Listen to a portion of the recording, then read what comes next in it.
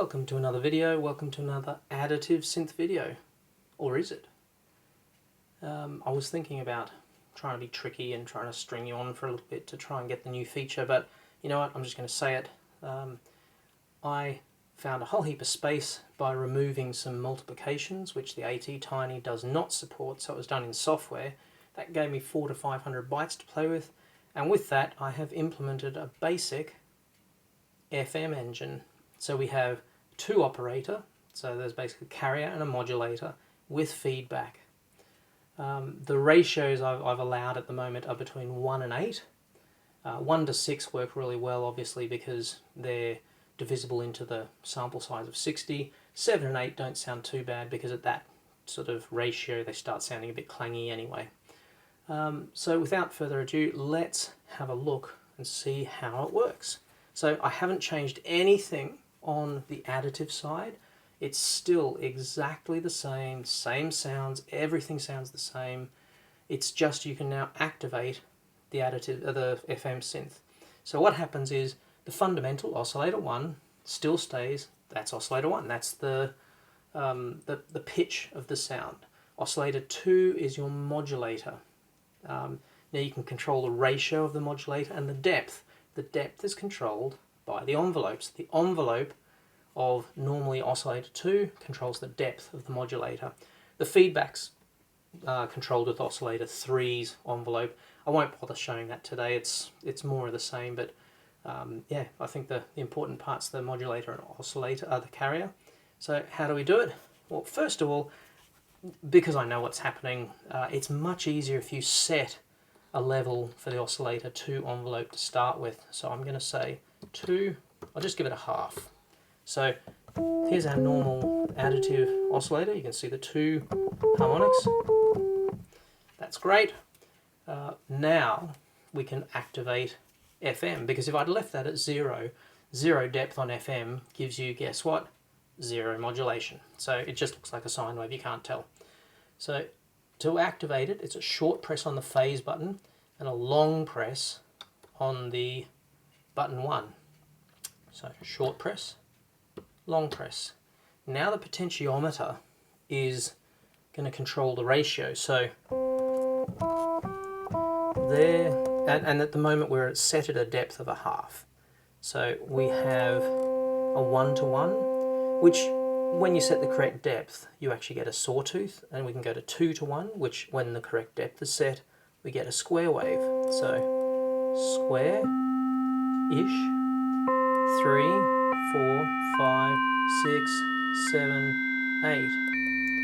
Now, if you notice, you can see the extra harmonics. Hopefully this will come up.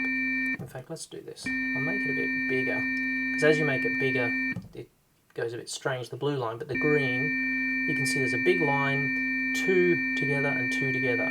Effectively, it's like a ring modulator. So those two bits together, 2 harmonics together, are effectively the carrier, well, so the modulator minus the carrier and the modulator plus the carrier. And then you add another whole carrier to the frequency. So if we've got, I think, is that a, right now, if we had a 6-to-1 ratio, then you get 6 and 1. So 6 minus 1 is 5, 6 plus 1 is 7. So you'll have 1 frequency at 1, 5 and 7. Now you add another 6, so you'll then get 11 and 13. So those will be 11 and 13. So you very quickly stack up the harmonics. The higher the modulation depth, the more those harmonics go out to infinity. So you end up with some really nice rich sounds. Okay, so we'll go back to 1, and I'll turn this down so you can actually see the wave. So that's 1-to-1. So remember, we accept it. So now it doesn't do anything. So okay, I said this was a sawtooth. That doesn't look very sawtoothy. Well, let's control the depth. So oscillator 2, depth. So that's normally the height or the amplitude. So we're at 0 at the moment. I can dial it in, and if you have a look, oh sorry, the other thing is, even though I could press the button and change the ratio, the way the envelope works when it gets to the steady state, it doesn't update anymore, so you have to keep pressing the button. So you can see it's starting to go into a sawtoothy thing. That's as good as you get with just this sort of modulation in FM synth. So it's a sawtooth-like. As I twist it, you can see more harmonics occurring, and we get this quite strange wave. Okay, so we'll go back. Maybe there's our sawtooth, so we'll accept that. Okay, what if we wanted the square? Square is 2 to 1, so press, long press. So we had saw, 2 to 1 is a square. So it already starts looking a bit square-like. We'll accept that. We'll set the depth again. So nothing, no modulation, sine wave. And then the more we... So you can see that the more we do, the more harmonics we get. So let's do it so where it looks a bit square-like. So that's a reasonable square wave.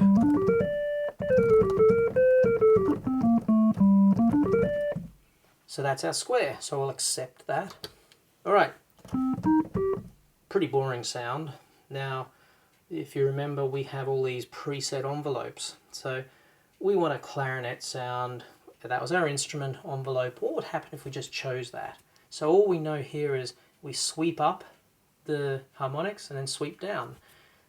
We're only interested in 1 and 2. 1 being the actual volume of the note, 2 being the depth of the modulation. So let's do it. 1, preset.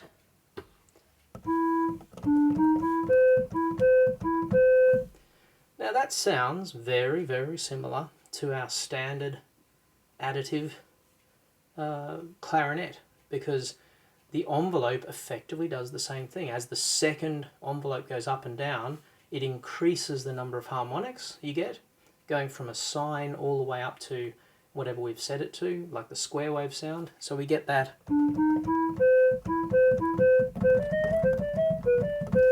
Now, none of this is really overly exciting because, of course, we already have an additive square. So what can you really want to do, or what do you really want to do with FM synth?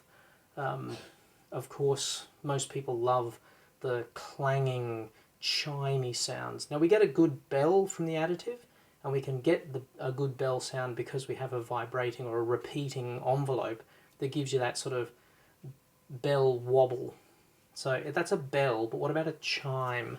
So the standard chime is a 7 to 1 ratio, which is the reason why I put it to 8, by the way. And that gives you a lot of harmonics. I mean, we'll get at least 5 harmonics split up to the 13th harmonic. So that's way higher than we can normally get. So let's have a listen to see what it sounds like. So we'll leave our square. So what we're going to do is now go back into FM ratio mode. So, whoops, now I've done a...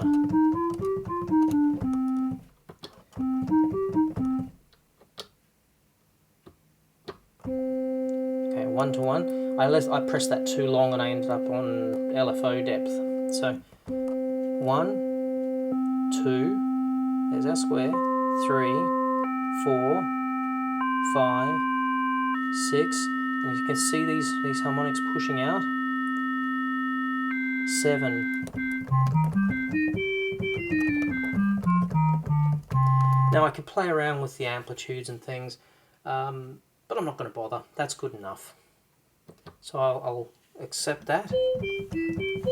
So there's my 7 to 1 FM sound, and for this you need, well, it's no longer a pluck, it's more a strike. So you need instant attack and immediate decay down to 0 sustain. So we know we have a preset envelope.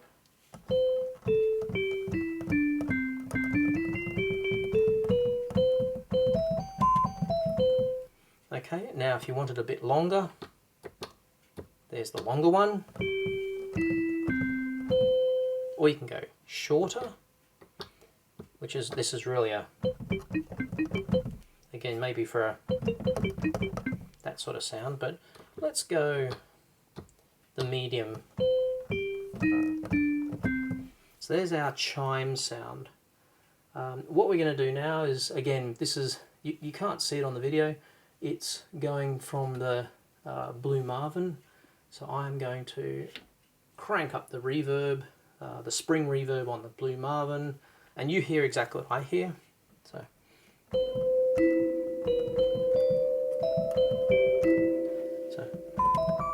oops.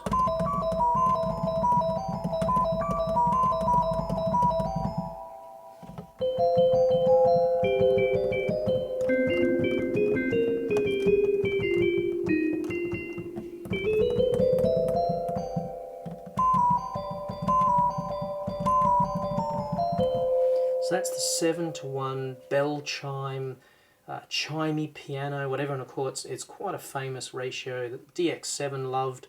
And now the little X additive synth can also do. You can add feedback, maybe I'll do that another day. All feedback does is it modulates the carrier with its own value. So it's like putting a sawtooth in. You can get some quite interesting effects, and especially when you turn the modulation up, you can actually get to a noisy sort of sound. So you can emulate noise by pushing it right up, but I'm not going to do that today. This was meant to be just a nice short video showing the new feature, which is an FM engine, a very basic 2-operator FM engine. So next time I find some more space, I might be able to put a third operator in. But I think I'm getting to the point now where I'm running out of things to optimize. So I don't know whether this is the last feature, but I think it is actually complementary. It's not technically additive, but we're not using the complexity of a normal FM synth. It's much simpler. You really are just choosing the harmonics you want, very similar to our additive synth, and then changing the envelopes to actually get our emulated filter effects. So when we end up with